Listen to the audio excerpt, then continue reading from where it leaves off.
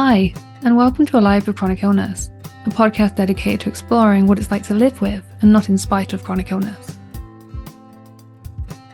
In today's episode, I'm joined by Dr. Maria Garcia. Well, thank you so much for coming on today, Maria. Would you like to start by telling us a bit about you and your health journey?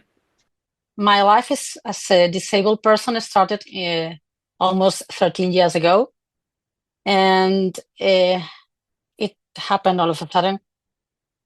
Spinal cord injury, a total and complete spinal cord injury that left me paralyzed from below my bladder.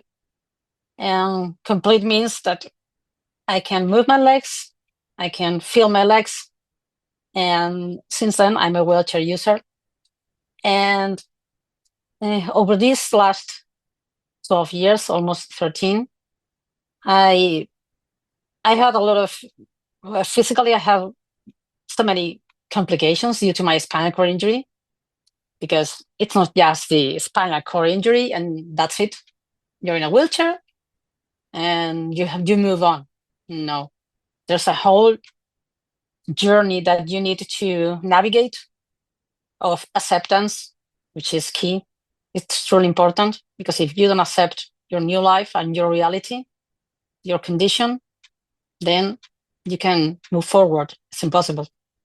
So the journey involved accepting, adapting, and adjusting to my new life. And I had to make all these necessary changes that I needed to make in order to keep going and to move forward. And I also had to deal with some physical complications because of my spinal cord injury, which means that I always had to deal with bladder infections, bed sores. The bed sores are an issue for me, not for all wheelchair users, but for some of us, since we are always in the same position, and that applies pressure on certain areas of your body. And that areas of your body, if you put daily pressure on them, you're at risk of developing an pressure ulcer or a bed sore. And that can be a problem in itself, because that can take you to hospital. And I had to be operated on 6 times because of that. And that affects your quality of life. And it affects your daily life, because the recovery process is long, it's slow, you need to be very consistent when it comes to medical treatment, medical care. You have to be very careful. So spinal cord injuries are a word in itself. It's like you have to deal with physical symptoms, and you have to deal with the emotional implications as well. But I guess that I transitioned, I can say quite easily, because it wasn't easy, obviously. But my transition, maybe it was easier than it was for people who became disabled when they were really young. Becoming disabled when you're an adult, maybe it's easier, for the lack of a better word, than if you are a 14-year-old person. I was 41 when I had my spinal cord injury. And that helped me in the sense that I was able to accept and adapt much better and much easier, and probably faster than a teenager or a young adult if they become disabled. Because when you're 41, you are already an adult. Your maturity, your experience, your wisdom helps you to navigate this difficult and complex world easier than if I were younger. And that helped me being an adult. And also being a doctor helped me my journey. I can say that it was helpful for me, because it was not always a privilege or an advantage to be a doctor. But I can admit that when medical appointments are easy for me, because I'm in front of a colleague, someone who we share the same career, the same profession. So doctors are usually more honest, more transparent with me. I always ask them to be. I prefer to have all the information that and I always ask them, please be honest, tell me the truth, tell me what's really going on. I want to know, because if I'm informed about that, I can make better decisions if I know. So the interaction with other doctors, it's much easier for me, medical appointments, or when I had to be admitted to hospital. And also, obviously, that helps me to have access to a more reliable and accurate information about my own injury, about my symptoms, about any kind of complication that I might experience. And that is also an advantage, obviously. But as I said before, it's not always such a privilege that many people might think that it is. I too have experienced discrimination and exclusion, even from other doctors.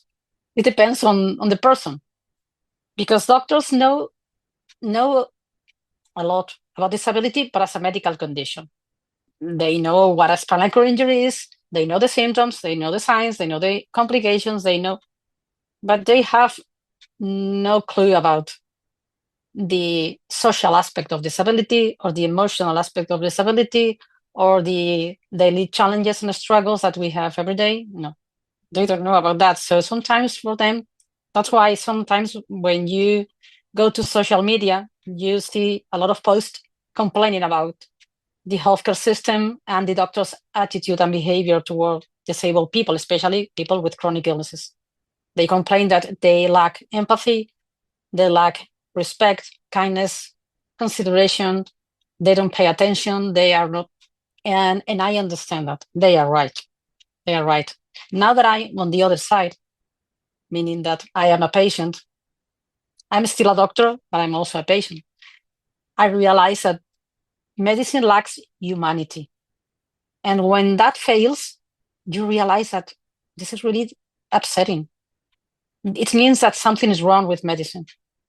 When doctors are not able to connect with the patient who's in front of them, and someone that is suffering from pain or from other symptoms, and they are telling you that if you don't give the appropriate support, if you don't make them feel seen, heard, respected, and supported, it means that something is terribly wrong with medicine.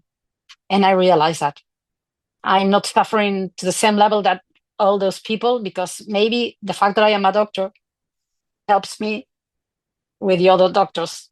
They know that I am someone to share the same profession as them, and they tend to treat me with more respect, more consideration. Yeah. But I realize that that's not always the case. And it really saddens me. It's really disappointing and upsetting, realizing that many people are experiencing such traumatic and terrible situation when they have a medical appointment, because doctors are not empathetic, they don't even make the effort to interact with them in a more kind of way, in a more positive way. And it's terrible, because disabled people we all want to be seen, and we all want to be heard, respected, and valued. Sometimes, not just doctors, society in general fails to give us that. And this is something that it's a source of frustration for us, and it makes us feel not worthless, but you feel less than. Makes you feel that you are not valued as you deserve, and that you always have to prove to the whole world that you are valuable, that you have so much to give, so much to offer, so much that you can add value to society. But society needs to give us the chance to give that value, and that's what's really frustrating. That's why I said that education is really important. Education, providing information, and calling out ableism, and trying to debunk those misconceptions, misbeliefs, or more false belief about disability. If you have a society that is better informed, that they truly know what what disability is, what it means, what are all the daily struggles, all the daily barriers, obstacles, setbacks that we need to overcome, then probably things will start to change for the better. And it's our duty to do that. Yeah. But I also will say that non-disabled people need to be willing to be informed, need to be willing to say, okay, I'm interested in knowing more about disability. I think it goes both ways. It's our duty, so to speak, to give that information, to educate non-disabled people. But I also expect non-disabled people to be interested in us, in our journeys, in our lives, in what we need and what we want, our dreams, aspirations, goals, and not just for pure curiosity and yes, noisy. No. Real and true interest in us. And then probably the society will start to change, and we'll want to be more inclusive and more accessible, and the future might look brighter for us. Yeah, That's absolutely. I why. think it definitely does need to go both ways, doesn't it? There needs to be, Exactly. shift in an interest Yeah. in from society. And like, I think what you said about education, and we spoke about this earlier on before we started recording about how it's so important for like children to Yeah. have that awareness and to have that representation and when they're in Yeah. schools and potentially even if you were to develop a disability later on, because a lot of people do, if you've seen that as a kid and you can see what people can do, it might not be as scary when something happens to you or if something happens to you. Yeah, you're right. Yeah, I absolutely agree with that. That the education about disability should start with children in schools. You can wait until people are adults to start giving information, educating them. Not because it's too late. It's not. It's never too late to educate people, no matter if they are 50 or 80. It's never too late. At least that's my personal point of view. But if you start with people at very young age and you make them see what disability is, and if you help them to understand what disability is, and if the more disabled people will be visible for them, because I think that probably parents, I'm not sure that they really know how to explain to children what disability is. And I mean non-disabled parents, because sometimes when I'm a wheelchair and I'm out and about, children tend to look at me, which is completely normal. They are inherently curious, but it's a curiosity that comes from innocence and very different from the curiosity that adults usually have when it comes to wheelchair users. And they tend to look at me with innocent eyes and they want to know. And sometimes they ask you, oh, what happened to you? And sometimes parents react in like trying to shut the kid and trying to stay silent and don't ask because it's not polite to ask. It's not considerate to ask. No, let them ask. That's important. Asking questions is important. And we don't mind if we are being asked about our disabilities. But maybe the problem is that the problem is not asking. That's not an issue for us. At least for me, it's not an issue. It's how those questions are being asked. Non-disabled people don't need to stop asking questions. They need to ask better questions.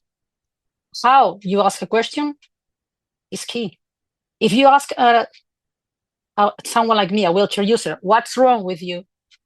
It's absolutely, I obviously get defensive because what you are asking me means that you think that I am wrong, then I have a problem, my disability is something wrong, something that needs to be fixed, overcome, and no. Probably my answer will be no. What is wrong with you that you are asking me that question? So you are being inconsiderate. You are being disrespectful. I feel offended by your question. But if you said, I am curious about your disability and I'd be interested in knowing more about it, can you tell me more about it? That changes historical. It's completely different. If you change the approach, then my response will be in accordance to your question, and I will tell you, and I will tell you. But if you start asking me in such a harsh way, what is wrong with you? Probably my answer you won't like my answer, because I'll get offensive and I backfire, I retaliate, and and that's when the interaction is impossible between the two of us. That's why I say that if children are curious and want to ask, let them ask. And if you don't know how to explain to them what disability is, well, maybe let them ask a disabled person, or maybe you should ask a disabled person about it. And I think that schools should at least have more disability representation, or at least, even if it's, I don't know, once a month, having a disabled person go to schools and give a lecture to a whole class of kids and tell them about disability and what it means and what is not. And if we are visible, the more visible we are, it's the better. I think that's one of the first steps to not just to be included, but also to be normalized. It's not just that we need to be included. It means like a bit forceful. No, we need to have that space. No, we need to be seen as normal, because we are normal. We are not some unique kind of unicorn. No, we are like anybody else. It's just that we need to move using a mobility device. In my case, it's a wheelchair. For others, it's a walking aid or a cane. But the world needs to realize that this is absolutely normal. More than inclusion, I prefer to say that we need to be normalized, not just included. Normalized. Normalized. Yeah, I love that. And I think that's so true, isn't it? It isn't about normalizing disability and not seeing it as something that is inherently bad, because it isn't something that's bad. Yeah. And when we take that away from it, and I think a lot of feelings, I hear people talk about guilt and shame about things they can't do or that they need support with. And I think some of that stems from the fact that we are seen to perceive being disabled as being less than when it's definitely not, and as if it's this bad thing. But if we, as a society, normalize accessibility, normalize disability and representation, we can start to break down those stigmas. I think everybody would be better for it. Exactly. You're absolutely right, Elizabeth. And it also starts with language, because you realize that some people, some non-disabled people, find it really difficult, and they feel uncomfortable saying disabled or disability. They think that is a really bad word or a dirty word, something that they don't need to use. And that's why you sometimes see uh, those ridiculous terms like differently abled, special needs, and functional diversity. Oh my God. It really irritates me a lot. It's really annoying. When I see those terms, I say, what? What the hell is this? This is absolutely unnecessary. Stay disabled. We want you to say disabled. We say disabled. Or, well, maybe some people prefer to say a person with disability. Okay, perfect. Person first, and then the disability, but whatever. Disability, disabled person, person with a disability, but they will say the word disabled, please. Nothing happens if you say that. We are absolutely fine with that. What I'm not fine with is using all those really ridiculous and even stupid terms, trying to be what? Polite, careful, mindful. Maybe they think that we will be offended if we use the word disabled. No, that's who we are. If you don't want to say disabled, you are erasing part of my identity. My disability is part of my identity now. This is who I am. Yeah, I am a disabled woman. I am a disabled person. And that's part of my identity. You can erase that.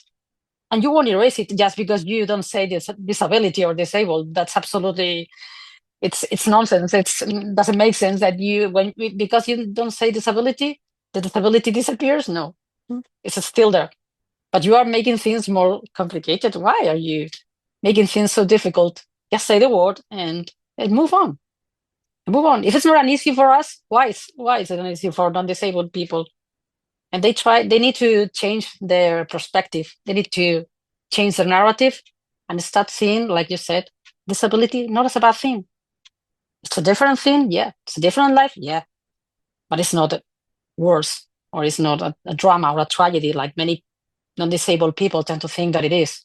But that's because, again, the lack of information, knowledge, education. If they really knew who we are and what we are capable of doing, their narrative and the story that they tell in their minds, it will be very, very different. I'm sure. I'm sure. But it all comes down to education and giving information. Yeah. Yeah, absolutely. And that stigma around it. And like you were saying, that sometimes the term special needs is used, and that also almost implies that there is like a normal need. And then anyone who doesn't meet that normal need is a special need because they need something above the normal. And I think that is a lot of the struggle around it, and with people not liking to use the term disabled because Yeah. they think it's negative. And I always find that Yeah. very interesting because I use the term disabled to refer to myself. Most people I know who are disabled use that term to refer to themselves. It's only non-disabled people who don't like it, and I find that so interesting because they don't Yeah. like to use it in relation to me, but I use it in relation to myself. So I find that quite, yeah, interesting that we as a society have decided this is a bad word, even though that it shouldn't be. Yeah, exactly. And it's like we said before, it should goes both ways. We as disabled people need to change that mindset, and we need to change that narrative. And when I sometimes when I hear even my friends just going around and trying not to say the word and say, okay, stop doing that. Just say disabled. It doesn't matter. Don't worry. I won't get offended. You are not insulting me. This is not a negative word. This is not a bad word. Just say it. Just say it, just like that. And then they realize the how silly and how ridiculous it is all getting. And yeah, now they say disabled and disability, and that's fine. And that's fine. Yeah. Yeah, and that's why having those open conversations can just really help so people understand, and then when they get it from your perspective, it just breaks down the barriers again and helps with that stigma. Yeah, exactly. And there's also another important issue is the how the media represent us. Well, I think that there's a lack of proper representation, people with disabilities in the media. Or if we are represented, it's always so wrong. And they also have a really wrong or yeah mistaken idea about what disability is, because you just have to see some films or TV shows, or we are always portrayed as the poor victim of a really terrible fate, and always the non-disabled person that is our hero and come to save us, and or like the superhero able to overcome anything. No, that's not real. That's not accurate. Doesn't have to do with any of us. That's not our reality. That's why, apart from education and information, representation is so important. But real representation, not the one that non-disabled people usually usually do when they are making a film or a TV show or a no. That's what they should rely more on us, asking us, asking us for information and for and our stories are being told by non-disabled people. That's why sometimes when you see a film about and in that film there's a disabled character, it's usually wrongly represented. It's absolutely so out of the reality. So what am I watching? Why do these people think that this is real? This is true? No, it's not. So we need proper representation. That's why we need to be there, because most of the time, a lot of decisions are being made without taking us into account, which I don't know why. Why do people don't ask us more often? Why do non-disabled people keep making the decisions that disabled people should be making? I mean, this slogan, "Nothing about us without us," is absolutely spot on. It's 100% true. Yeah. Yeah, it's so true, We, isn't it? exactly. We live in a world in which decisions about when it comes to financial aids or accessibility or education or healthcare system or many other aspects, all those decisions about all those fields are being making that being made by non-disabled people, but they don't even consider asking us if we agree with that, if that's what we truly need, if that's what we truly want. Why? We need to have a seat at the table. We want to have that seat at the table and take part. It's our lives, the ones that are affected by it, those decisions. And if you don't make those decisions with others in mind, the decision will probably be wrong. And hence, you have what we have right now, like what's happening in the UK now, with the disabled people benefits being cut all of a sudden. Why? That's absolutely terrible. Terrible. When I saw it in the news, I thought, "Oh, whoa, whoa, whoa! Where are you going?" See, this is a step backwards in our financial freedom and independence. And why this is happening right now? It's absolutely terrible. I can't find a reasonable and proper explanation for that happening. It's like, why do the world keeps doing that to ourselves, to us? Is our community sometimes is. So that's why I say that it's not our disabilities the ones to be blamed. It's the whole world, the society we lived in, that is not designed for us, and it doesn't seem willing to change either. No matter how many times we protest and we organize demonstrations and we set up campaigns to trying to raise awareness about our rights, our needs, sometimes it's a bit hopeless because you feel that nothing really changes. But that's because society doesn't want to change. So it's easier to blame our disabilities. Oh, because you are disabled, you can do this, you can do that, you can do. No, give me access, Yeah. represent me, take me into consideration, ask me, let me have a say in when it comes to my healthcare system or my education or an access to a, to a job, to a position. But if you don't give me that, we always be marginalized. We always be a very vulnerable community, and that's absolutely upsetting. That's absolutely upsetting in the middle of the 21st century, and we are still fighting for our rights and needs. We still need to organize demonstrations and in campaigns and need to raise awareness and need to keep advocating tirelessly for ourselves. You might Yeah. expect the world to be a more inclusive, diverse, tolerant place. But this time it's absolutely baffling. Yeah, shocking, shocking. Yeah, that still disabled people's rights are under threat, really. Yeah, exactly. It sometimes is a really exhausting battle. It's always exhausting. I find it really tiring, really frustrating. Always have to advocate for my needs. Always have to ask for access. Always have to ask for to be considered as like anybody else. Yeah. Someone who needs will have the same needs as anybody else. Well, yeah, maybe I have those extra needs because my wheelchair, obviously, it's not a problem, but it involves certain things that I needed to have access or to. Yeah, I know that, but it doesn't mean that you can give that to me. You need so that's and sometimes I feel a bit discouraged. It's a bit discouraging sometimes, not always, but sometimes.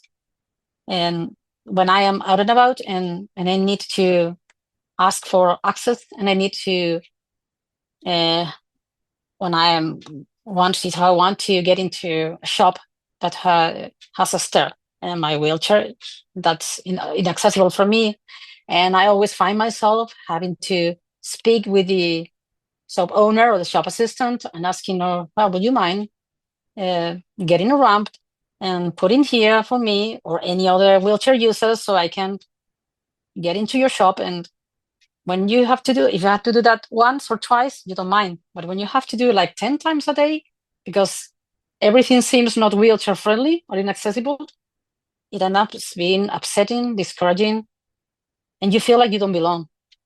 You feel like you are not a part of the world. You feel that because you don't fit in, then you have no right and you have no freedom. And that is a terrible feeling for a disabled person. For me, as a wheelchair user, sometimes I feel really powerless, really uh, helpless, because I realize the amount of places that are not accessible. That and I also realize that those places, most people don't even think about me as a potential customer. They think when I am there and I raise my hand and say, "Hey, I'm here. I have money. My money has the same value as anyone else, and I like to get into your shop and I like to buy a few items and I pay for it. But if you don't give me access, you're losing a customer." That's when you feel that terrible discrimination and exclusion. And that discrimination and inclusion is just because the shop owner or the shop didn't think beforehand, didn't plan for the shop or any other public place to be accessible. And that leaves us always having to be the ones, hey, raising the issue, saying, hey, this is not accessible. I have no accessibility. Why don't you having to always do the work end up being exhausting? It's exhausting. For me, sometimes it's exhausting. And I got to change sometimes in my hometown. I asked for a ramp in a few shops and I got it. Yeah. Yeah. They paid me, they pay attention, they listened to me, and they got a ramp. And I felt really proud of myself because I got to do it. I got to change that aspect and I got to gain access for me or any other wheelchair user that might want to get into the shop. But sometimes it's really it's a bit frustrating, a bit disappointing that most people, I don't want to say no one, but most people don't really think about us customers. That's maybe another misconception about disability. They think that we have no life. I don't know why, but they think that we have no life, that we don't go out, that we don't enjoy going to a restaurant or to a bookshop or a cafe or yeah, we do have a life and we don't want to enjoy that life. And yeah, we assume that not always accessibility is possible, not always. And I am always very understanding and patient with that. But if it's possible, why not making it possible? Don't make me always have to ask for accessibility. Sometimes it's so nice when you realize that someone thought about me before I go there and I see the sticker with the international symbol of accessibility, which is it's a sticker which is just a person in a wheelchair and with a blue background. And if you see that sticker on a shop window, then you know that that shop, that place is accessible. There'll always be a ramp or any other device that helps you get into that shop.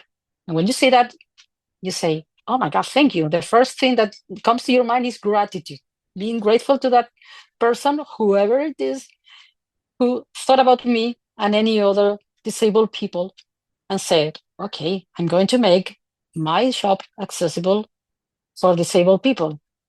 You feel such a massive gratitude to that person that I always thank. I always, when I see that and I have access without having to ask for that, I always, the first thing that I do is when I get into the shop, I always go to the person who is the running the shop, and I know the business, and I always say thank you so much for thinking about me beforehand, for not making me ask for accessibility like I usually do.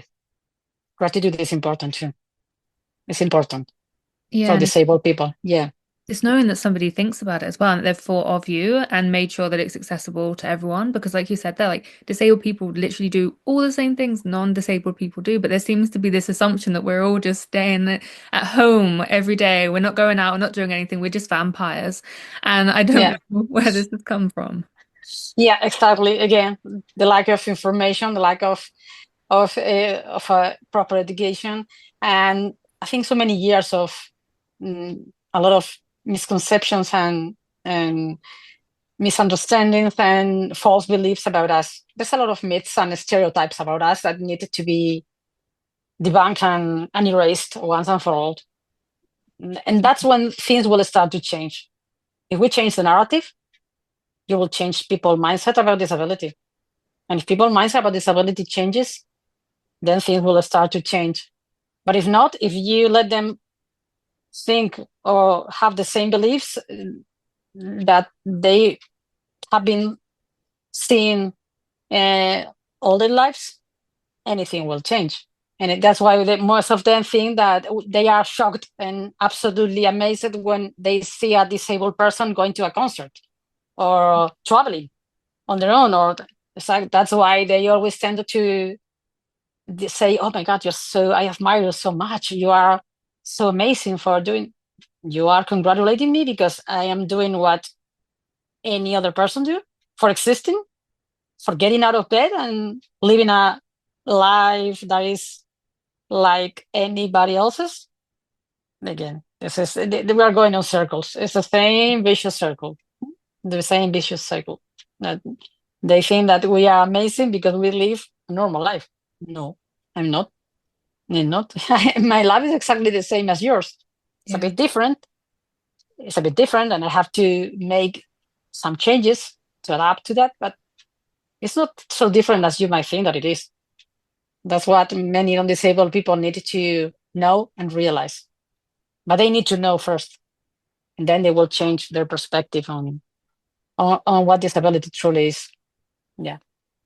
Yeah, there is a tendency to be just seen as inspirational just because of Oh, yeah. existing. I'm just breathing, that's all I'm doing. Yeah, exactly. Another source of frustration for disabled people. The admiration part, the inspirational part, we are always inspiring, like you said, for merely existing. Yeah. Why? Why are you congratulating me because I'm running errands? Yeah. Well, what do you expect me to do? Mm, This is something that really, truly amazes me a lot. It's like, why do people think that I can do that? Yeah, I can do that. I do exactly the same as you do, but just with a nuance, some changes, with some adjustments. Yeah, well, true, Yeah. but our lives are exactly the same.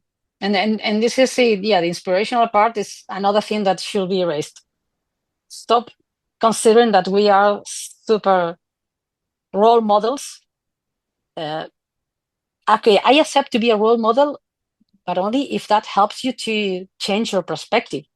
Mm. Maybe realize that disability is not what you think it is, but not because maybe that makes you feel good about your life, or because you think that, oh my God, if I were you, some friends of mine told me this, if I were you, I wouldn't know what I would do if I became disabled and I uh, saw myself in a wheelchair.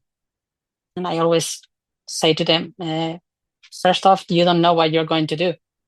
You are not in my situation, you're not in my position, so stop making assumptions.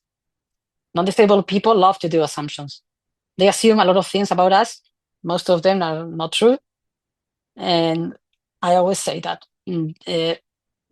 if you are not in my shoes, you don't know what you will be doing if you were in a wheelchair, first thing. If at some point in your life you see yourself in a wheelchair, that's when you will know what you're going to do, and you have to uh, and you need to figure out how you're going to live your life from now on. But if you're not in my shoes, stop assuming. Stop assuming that you know how this is, or or how I'm living my life, or how. Instead of making assumptions, ask me. Ask me first. Ask me. Let me tell you what or how I'm living my life. Let me tell you about my daily life. But I prefer them to ask me first, not making assumptions. Because if you make assumptions, you'll probably make the wrong assumptions. And you probably make a lot of mistakes. And that's what they do. Sadly, that's what they do. Assuming. They always assuming instead of asking and getting information from the horse's mouth, which means us. Yes. Yeah, and sometimes there's the assumption that just our lives are just tragedies, and they're not. We Mm, have wonderful, full, amazing lives. Yes, there are challenges, and there are mm. limitations, which are often because of inaccessibility. But I certainly do not feel like my life is any way less than. I feel like there's a lot of experiences I've had, and like this conversation right now we're having, being able to have those conversations and meet different people and hear people's experiences. And this is something I'm doing because I'm disabled.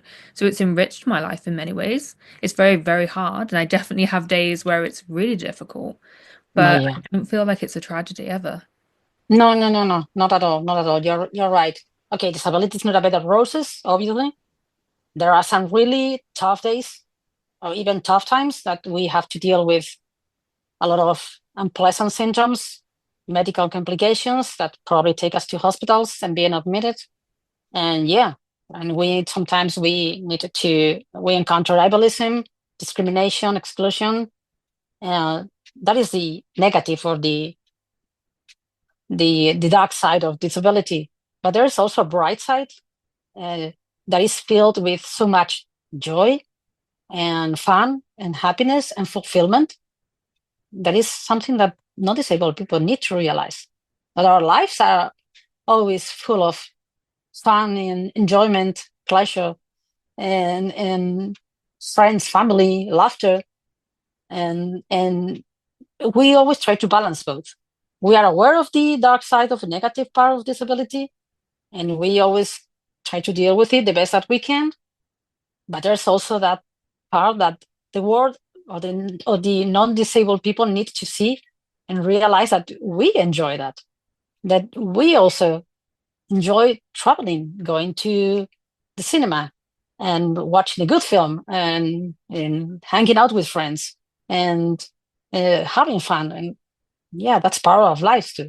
And they need to realize that. They need to see more often. That's why I said that if you make us more visible, if not disabled people see us doing all those normal things that supposedly normal people do, they realize that our lives are as normal as them, as theirs. That our lives can be as fun, joyful, and enjoyable as theirs. But that doesn't erase or mean that we are not aware of the negative part of being disabled. There's a negative part, obviously. There's a negative part, and there are moments of really of sadness, grief, pain, of disappointment, frustration, anxiety, depression. Of course, yeah. But many not disabled people go through those negative emotions too. It's not exclusively it's property of disabled people to feel like that. No, there are a lot of non-disabled people with mental health problems and issues, uh, and they are no different from us in that respect. But there's also that bright side that I am determined to show to the world, because that probably will help change the perspective too, and start seeing disability not as the traumatic fate, tragedy that most people think that it is. Because oh my God, you're in a wheelchair now. Your life stops, and you can do anything. You can leave your house. You can have a joyful life. You can no. Again, that's your assumption. You're assuming. You're assuming. Don't assume. don't assume. My life is not like that at all. There are bad days, yeah, of course, like anybody else.